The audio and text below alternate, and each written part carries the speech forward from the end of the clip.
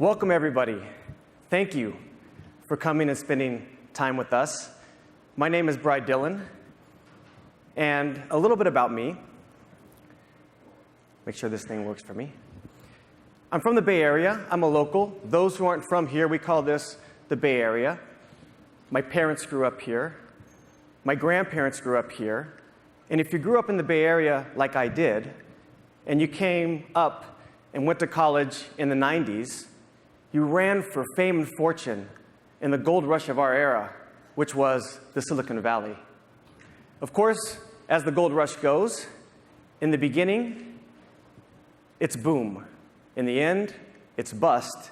Unfortunately, I got on the backside of that, but I'm still extremely thankful for my journey, particularly the last 8 years I've spent here at OSIsoft.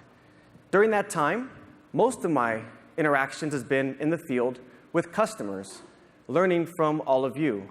And I've gotten to learn of the engineering marvels that fuel me and my family's quality of life. And the stories I'm going to talk about today are actually stories that some in the audience participated in. Don't worry, I changed some of the names to keep confidentiality, but I really thank them. So if you hear a story and it sounds familiar to you, chances are it may actually be from you.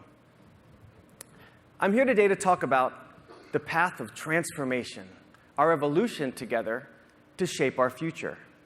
And I'm here to say that that path is equal parts exciting, daunting, and downright confusing. And depends upon who you ask, you get an entirely different perspective and a different reaction to the whole idea of transformation. I remember working specifically with the utility here on the West Coast. And we had a champion, let's call him Jason. And Jason was really trying to transform his operations. Of course, he was trying to expand the use of Pi. And so we were working with him, and he reached out and he said, "Hey, Bri, we have this new director of IT, and we need to have a meeting with him because he wants to understand how the Pi system fits into their larger enterprise strategy." Of course, I said, "No problem. Let's have the meeting." So we meet, and it's a meeting that we've played time and time again at OSIsoft. On one side, you have somebody representing IT. On the other side, you have somebody representing operations. And the new director of IT started talking about the vision of the future, the fact that they can create this brand new platform that can take all data from the organization, put it in one place, so they can radically transform how they do business. Of course, Jason's response to that was, "That sounds great, but I have a different reality that I deal with. I need something that's purpose-built. I need something that will ensure that the operations team that supports our company has the information they need in real time." And so the conversation goes back and forth. And finally, at a certain point, the new director of IT pulls his phone out of his pocket and starts to demonstrate to Jason how this new technology is transforming his home life, and showed how he could control parts of his home on his phone. Of course, Jason, visually agitated, slams down on the desk and says, "Listen, you don't understand. If somebody screws up your home thermostat, nobody dies." And I remember this really impacted me, because as I came back to OSIsoft and I walked the halls of OSI, and listen, we're in the Silicon Valley. We're obviously quite aware of the new technologies, and we have a lot of conversations internally about how these new technologies may impact us as an organization. But I realized at that time that the DNA of OSIsoft, the way we think about problems, the way that we think about our users, is that of Jason. We understand the criticality of our customer environments. We understand that that takes a different mindset. And so because of that, we've purpose-built solutions, purpose-built an infrastructure for critical operations. But of course, the world is changing. Pat was talking about this a little bit ago. You have the rise of these new technologies, IoT, artificial intelligence, machine learning, data science. And in the beginning, I said that it was exciting, daunting, and confusing. Well, the first part is the exciting part. And there's no question exciting. Artificial intelligence is an extremely exciting topic. And in fact, last year, we ran an executive forum. We're running another one this year. But last year's was on artificial intelligence. And we asked our customers. We asked a lot of you who attended. We said, what do you think of artificial intelligence? Do you think it's important to embrace this technology to stay competitive? The answers were interesting. 85% thought it was important or very important to embrace this new technology. Here's the daunting part. Only 8% actually thought they had the people and the skills to take advantage of it. The confusing part, where do you start? Which technology do you use? Do you insource it and build your own team up? Do you outsource it and work with a partner? And so for the last 18 months, as Norton had mentioned earlier, I've been at the really crossroads of this because I've led our cloud, edge, and analytics team. And our mission was really around interacting with customers about the intersection of these new technologies with the traditional operational infrastructure. And so half my time I actually spent with a lot of the technology providers, many of the companies that were bringing this technology to market. The other half of my time, I got to spend with customers. And in fact, Morton mentioned we've spent a lot of time. I think we went back and looked at how many engagements we did together. I think the total was around 75 executive engagements on these topics. And it's really interesting questions come to us. We have an executive conversation, and of course it starts off something like, okay, you're obviously the dominant historian. At that point, we said, no, wait a minute. If you've been to our conference, you know we're not a historian. We're a data infrastructure, and it's different. But then, what about the cloud platforms? Aren't they infrastructure? What about IoT? Are you guys an IoT system? There's plenty of time series databases on the market. What makes you different? Is this new technology going to replace what you do? Or is it merely extending what you do? And so let's first talk about IoT. Pat talked a lot about it earlier today. When we think about IoT at OSI, and Pat doesn't like the term, which I agree, I think it's kind of a funny term, but we talk about IoT at OSI, we think about the new stuff. The stuff that is coming up with the rise of new sensing technologies. We don't necessarily think about the stuff we've been doing for decades before IoT was ever even coined as a term. And when Jason thinks about his world, of course, he thinks about the control world. And the idea of taking this new technology and bringing it into his critical environment makes him quite uneasy. But no question, there's opportunities to leverage this technology. In fact, we have 2 customer presentations this week about that. Jacksonville Electric and Barrick are both talking about how they're leveraging this technology to bring more insight into their operation.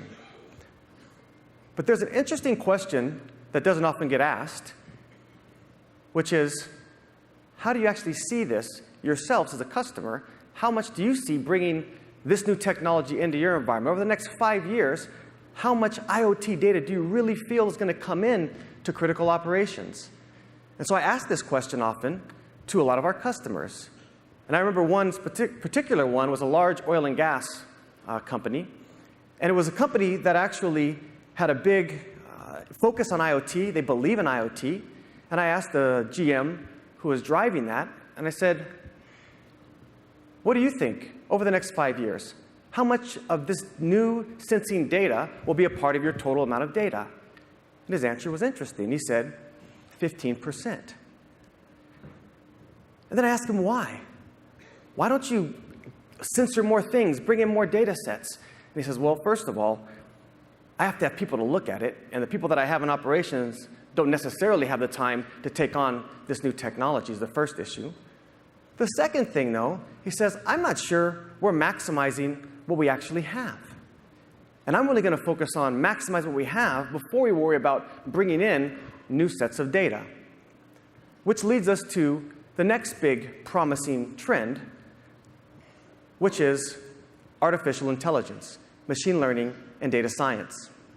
Now, we've had a number of customers showing how they're leveraging these technologies, bringing them together. We have 3 of them this week. Cemex, TransCanada, as well as Bristol-Myers Squibb all have great examples of how they're leveraging this new technology and bringing greater insights by maximizing the data that they have. The one thing that we've learned, though, I think it's been shown, it's coming out now more and more through articles and analysts, is that in order to be successful with this new technology, you must harness the knowledge of operations. If you don't bring them into the loop, your chances of success are really low. And so you must be able to bridge the gap.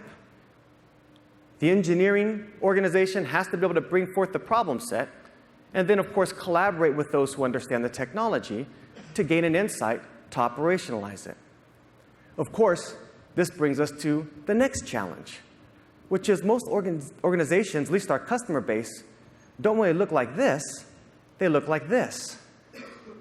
And so there's so many more people in operations than there actually are available to take on some of these new technologies. And so when Jason thinks about his world, he's thinking about, I have to ensure that I fuel the masses and that we can actually scale out. And by the way, of course, these people have day jobs. They're not sitting around waiting to do innovation projects. They're actually making sure that plants continue to run. And in the case of a utility, of course, like many of our customer bases, the world they live in is quite unpredictable. So when Jason says people could die, it's because he recognizes the critical nature of what they actually do in the environments that they actually work in. Downtime, of course, could equal life loss or major financial impact. Of course, this is unique to utilities. I was talking to James. He works in a processing plant. Someone I've worked with over the past few years, taught me a ton about processing, how complex it really is. And I was asking him, I said, how much of this new technology do you want to bring into your operations? Are you excited about this stuff? And he said, of course, I'm always excited to bring in new technology into our operations. But it's not what I think about on the day-to-day basis. I think about the fragile componentry that actually underpins my operations. He says, my operations is fueled by a power plant that was actually built in the 1960s. I look at my world like I'm on an island. We have to ensure that we can manage that island ourselves. We can't be reliant on outside resources or outside help if something are to go wrong. And James's concerns, I think, have a lot of merit.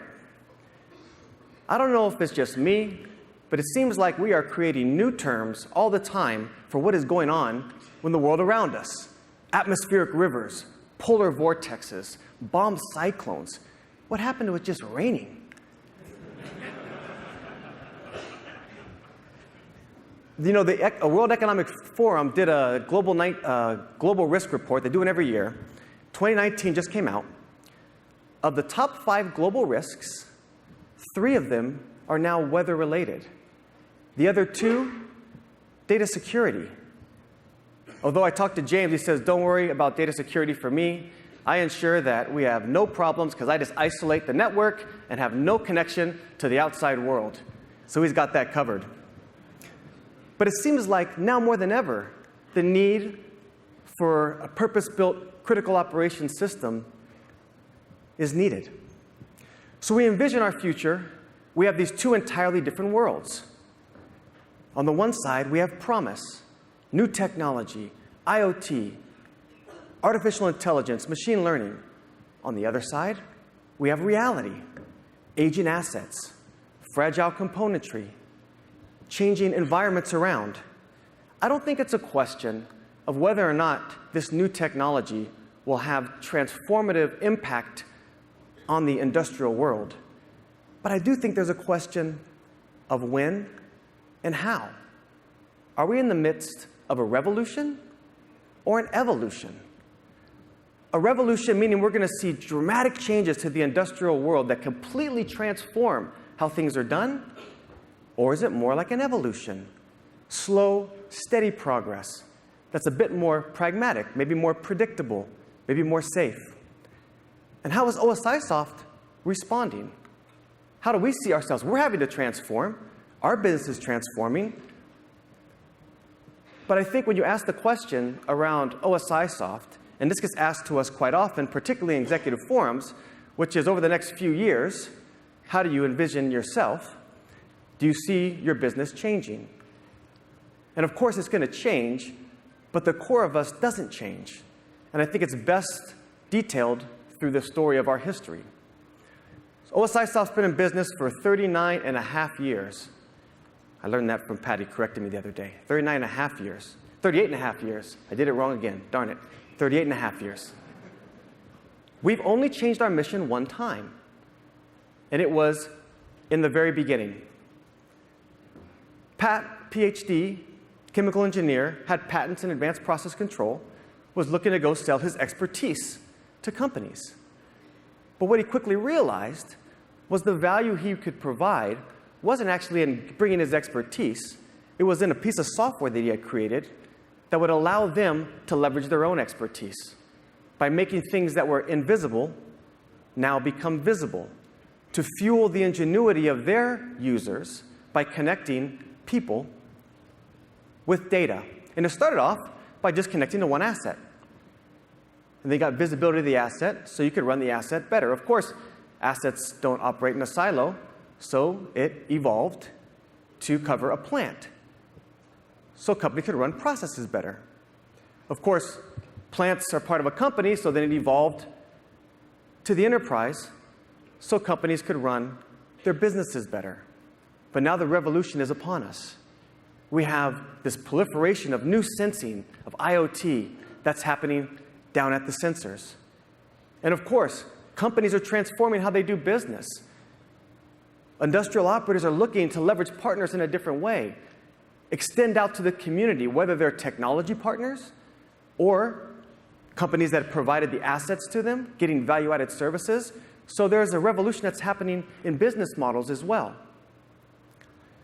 So a lot is changing, and you're going to hear later today about how OSIsoft is changing to really embrace some of these newer technologies so that you can take advantage of a lot of the new rise of capabilities that are out there. But what hasn't changed, what hasn't changed is our understanding of the nature in which our customers run their business, and that their businesses are really based on critical operations. And those critical operations are really based around assets and plants producing products, and of course, things that also kind of surround those assets and plants. But the foundation, the core of it, is really around these assets and plants. And so, in the beginning, I said, we're in a situation that is exciting, daunting, and downright confusing. And no doubt, I think that we are, and I think there's a lot of adversity that's ahead of us. However, what I've learned in my life is that it's through adversity that we actually get great gains. It wasn't long ago that the idea of standing in front of all of you and delivering a message would make me absolutely terrified. And it wasn't until I was challenged with getting in front of 300 individuals and telling the story of my mom's life that I was able to realize what I was really capable of. I know many people that are in the industrial world as well as many other industries are wondering, what does this transformation mean to their company, to their career, and to their future? We are staring in the face of adversity. However, we also are staring in the face of huge opportunity.